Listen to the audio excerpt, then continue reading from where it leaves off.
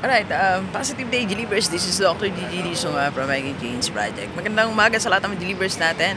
And sa first time po tayo mapanood sa YouTube channel, thank you very much. Please subscribe, click mo na po yan, Dr. Gigi Sunga. Okay, so Saturday morning at papunta tayo sa Hong Kong for our seminar sa lahat ng mga OFW. November 18 na ating seminar, but we have to be there today dahil may mga i-advertise tayong mga business ng ating mga kababayan doon. Alright, so, habang nasa airport tayo, so of course, we want to maximize our time. Nagsulat na rin tayo. Yan. 4 habits of successful OFW. So, since papunta tayo sa mga OFW, discuss naman natin, ano ba yung mga habits nila that will make them successful. So, sa lahat ng mga OFW natin, mga delivers, mostly, siguro nasa 80% mga OFW ang ating mga audience. Kaya lagi tayong nag-upload ng vlogs about OFW. So, ito yung mga habits na ginagawa ng mga successful. Paano natin nalaman? Ito ay mga testimony ng mga taong OFW na nagtagumpay. At base na rin sa mga pag-usap natin, sa dami ng kino-coach na rin natin ng mga OFW. By the way, I'm doing online coaching.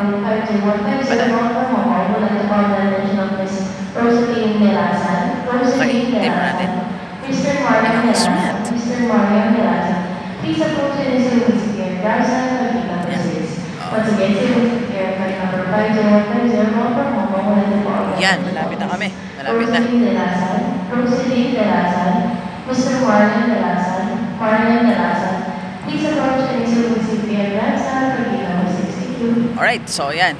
Okay, so ano ba yung mga habits na pwede mong gawin? Kung hindi pa ginagawa to, pwede mong gawin to become a successful OFW. Number 1, successful OFW always review their why. Yung dahilan. The reason ba't sila nagpunta dyan. So, meron silang notebook. Okay? So, meron silang daladalang notebook. Okay? So, by the way, marami tayong mga delivers na nagsusulat talaga ng mga sinasabi natin. Congratulations sa lahat ng mga may mga journals, may mga notebook. So, sinusulat nila yung reason ba't sila nag-abroad. Yung reason ba't ka nandyan sa ibang bansa. Okay? So, nilalagay nila, makabayad ako ng utang, makapagpaaral ng 2 anak. Very specific, di ba? Makapagpatayo ng bahay, ng negosyo, makapag-start na investment, okay? So, they know the reason. Because when you know your reason, okay, that will give you an inner drive to strive harder, to not to give up, di ba? Kasi, alam mo ang reason.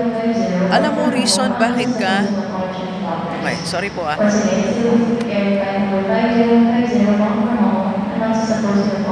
Alright. Okay. So, dahil alam mo reason, ba't ka nandyan? Okay? So, you have to review your reason.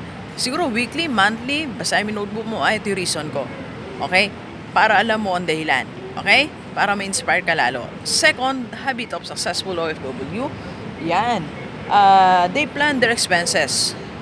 So, alam nila kung kailan sila gagastos. Hindi nila masyadong pinapakinggan yung UHT. Alam niyo yung UHT, nabuo ko siya dahil isa sa mga kino-coach natin online, masyado siya mapagbigay sa mga nanghihingi ng tulong dito sa Pilipinas. So, yung UHT is yung mga nangungutang.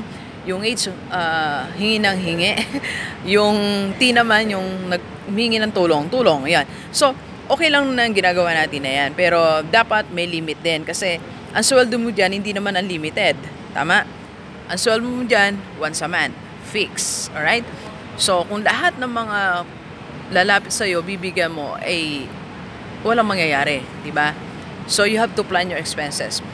Pati mga gastos natin sa sarili natin, sa pagpapadala sa Pilipinas. So, dapat nakaplano din yan. Alright? So, number 3, yan. Okay, number 3 is they have time to learn. They are devoting at least 30 minutes or 1 hour a day to learn new things. So, ito yung mga OFW na nanonood ng YouTube channel. Yan. So, ang dahil palang announcement dito sa by the way, sa Clark tayo ngayon sa Clark International Airport. Okay, so they allot, okay? So, mga 1 hour, 30 to 1 hour a day to learn new things. They read, they attend seminars, and they attend invitations like yung mga kababayan natin na mga member ng IMG. Ang IMG kasi merong mga free financial education. So, ang layo ng nararating ng mga kababayan natin na nag-member sa IMG. So, they are learning new things. Willing silang makinig. Okay? Willing silang mabago ang kanilang mindset. Yan yung habit nila. Yan yung that makes them successful. Kaya lahat ng mga nakita ko na willing matuto, nagpapaturo, at very humble that they need knowledge, new informations, new learnings, new concept, maunlad po silang OFW. Okay? And number 4, ayan. So, one of the habits nila na that makes them successful is they have time, or they are devoting time for their additional income. So, marami din tayong mga OFW na nagkakaroon din ng mga additional income. So, nagdi-devote din sila ng time. Yan yung habit din nila. So, ibig sabihin, everyday, iniisip din nila, paano ba lalaki ang income ko? Yan din ang nasa isip nila. And after thinking that, gumagawa sila ng specific way. And that becomes their habit every day. For example, nagtitinda sila online, or nagtitinda sila sa mga office mate nila, sa mga board mates nila, na mga binibili nila sa, na mga sale, di ba?